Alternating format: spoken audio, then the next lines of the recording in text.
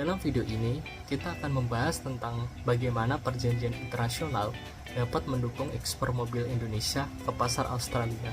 Sebagai dua negara yang memiliki hubungan dagang yang strategis, Indonesia dan Australia memiliki potensi besar untuk mengembangkan perdagangan mobil, khususnya dengan memanfaatkan berbagai perjanjian yang ada. Industri otomotif Indonesia semakin berkembang dengan berbagai produsen mobil lokal yang menghasilkan kendaraan berkualitas tinggi.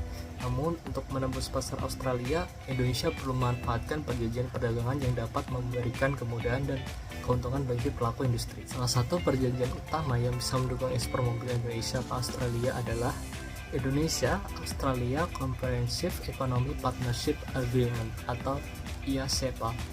Perjanjian ini bertujuan untuk memperkuat hubungan ekonomi antara kedua negara, termasuk sektor otomotif.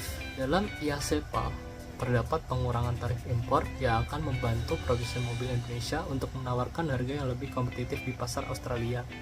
Ini akan mengurangi hambatan biaya dan membuka peluang bagi produk mobil Indonesia untuk lebih mudah diterima di pasar internasional. Selain itu, melalui perjanjian ini, Indonesia dapat lebih mudah memenuhi standar kualitas dan keamanan yang berlaku di Australia. Proses sertifikasi dan standarisasi yang lebih mudah akan mempercepat masuknya mobil Indonesia ke pasar Australia. Kolaborasi antara produsen mobil Indonesia dan perusahaan-perusahaan Australia juga dapat didorong melalui IACEPA. Membuka peluang joint venture atau kemitraan strategis ini akan memfasilitasi transfer teknologi dan peningkatan kapasitas produksi yang pada akhirnya akan meningkatkan daya saing mobil Indonesia di pasar internasional. Perjanjian lainnya yang juga mendukung ekspor mobil Indonesia adalah ASEAN Australia New Zealand Free Trade Area atau ASEAN-FTA. Melalui perjanjian ini, Indonesia sebagai bagian dari ASEAN dapat memanfaatkan preferensi tarif untuk menembus pasar Australia lebih mudah.